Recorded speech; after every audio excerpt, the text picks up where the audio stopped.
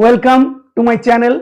দেখো, আমরা degree change শিখছি খুব সুন্দরভাবে, অনেকগুলো নিয়ম শিখে গেছি কিভাবে ডিগ্রি চেঞ্জ করতে হয়। আজকে আমি তোমাদের একটা নতুন জিনিস শেখাবো, যে জিনিসটা সচরাচর আমরা আলোচনা করি না বা জানি না হয়তো। সেই রকম একটা ডিগ্রি চেঞ্জ আমি দেখাবো, সেটা হচ্ছে কম্পারেটিভ ডিগ্রির ক্ষেত্রে।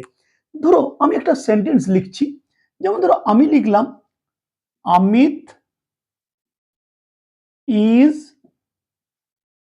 wiser than Sumit. নিশ্চয়ই দেখে বুঝতে পারছো, it is an example of comparative degree. এটা কম্পারেটিভ ডিগ্রির উদাহরণ। কেন না, এই দেখো আমি কম্পারেটিভ ফর্ম ইউজ করেছি।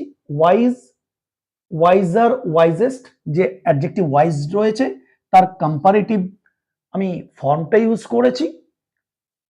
তারপরে দেখো দেন বসিয়েছি, কারণ কম্পারেটিভ ডিগ্রিতে আমরা এই কম্পারেটিভ ফর্ম ইউজ করার পরে দেন আমরা কিন্তু বসিয়ে থাকি। এটা আমরা শিখেছি। মানেটা কি? অমিত ইজ ওয়াইজার দেন সুমিত।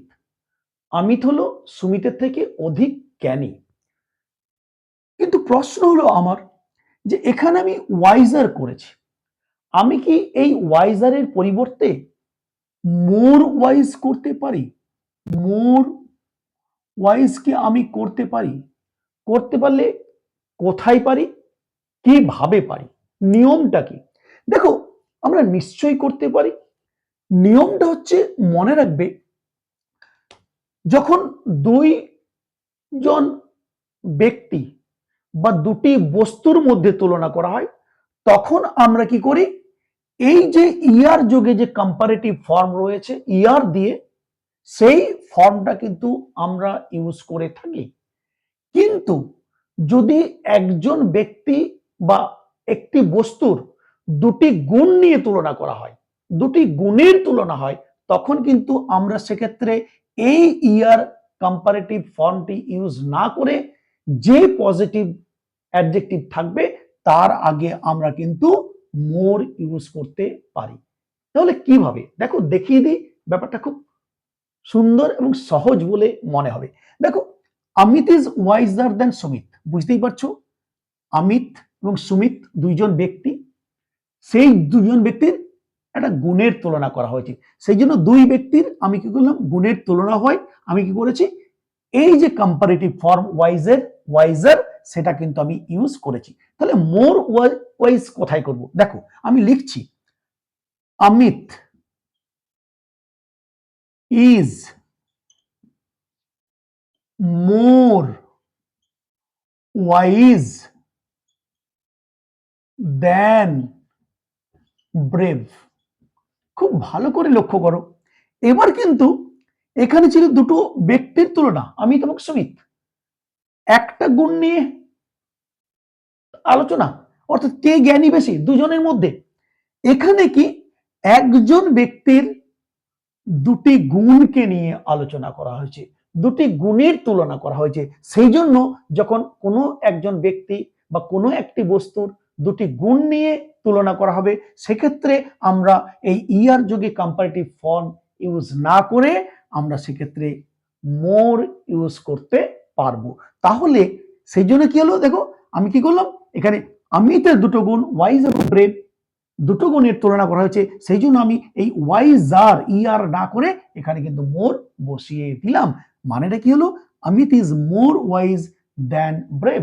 অমিত সাহসী হওয়ার থেকে জ্ঞানী বেশি, অর্থাৎ অমিতের দুটো গুণের এখানে তুলনা করা হয়েছে।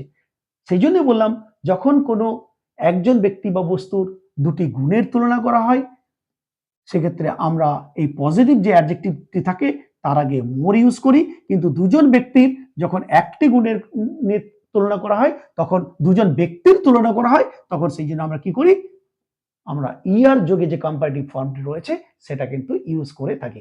আরেকটা উদাহরণ দিচ্ছি, যেমন ধরো ম্যাঙ্গো, খুব ভালো করে বোঝো, mango is sweeter, SWITER, sweeter, দেখতে পাচ্ছ, সুইট, সুইটার, সুইটেস্ট। আমি কম্পারেটিভ ইয়ার ফর্মটা নিয়েছি। তাহলে আমি যখন ম্যাঙ্গো নিয়েছি নিশ্চয়ই আরেকটি ফলের সঙ্গে আমার তুলনা করতে হবে, দুটি বস্তুর তুলনা করতে হবে। তাহলে ম্যাঙ্গো ইজ সুইটার দেন, এবার আমি দেন কি বসাবো, গুয়াভা, GUAVA। এটা আমি খুব সুন্দরভাবে বুঝতে পারলাম।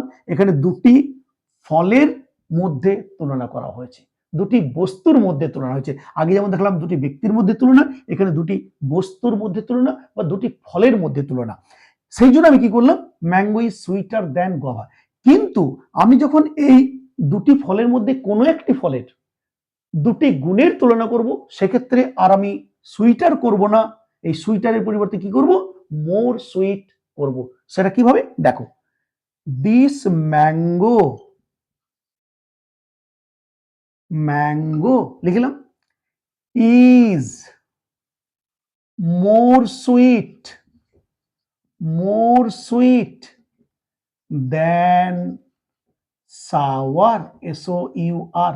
এই দেখো, এবারে এখানে একটা ফল, তার দুটো গুণ নিয়ে আলোচনা করা হয়েছে, সেটা কি, সুইট এবং সাওয়ার।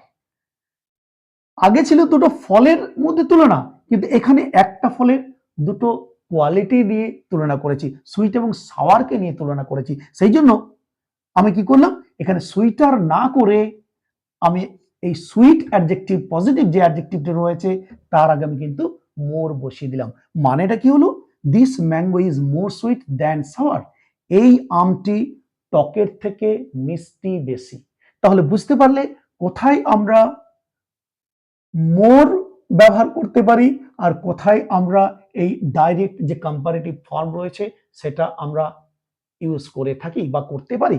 আরেকবার বলে দিই, মনে রাখবে, যখন দুই ব্যক্তি বা দুই বস্তুর মধ্যে তুলনা হবে সেক্ষেত্রে আমরা ডাইরেক্ট যে কম্পারেটিভ ফর্ম ইয়ার যোগে সেইটাকে ইউজ করে থাকি। কিন্তু যখন একজন ব্যক্তি বা একটি বস্তুর দুটি গুণের তুলনা হয় সেক্ষেত্রে আমরা কি করি, ওই ইয়ার ফর্মটি না ইউজ করে এই অ্যাডজেক্টিভের আগে মোর আমরা কিন্তু বসিয়ে দিই। সেই জন্য দেখো, ভালো করে বুঝে নাও, অমিত ইজ ওয়াইজার দ্যান সুবিত, কিন্তু Amit is more wise than brave.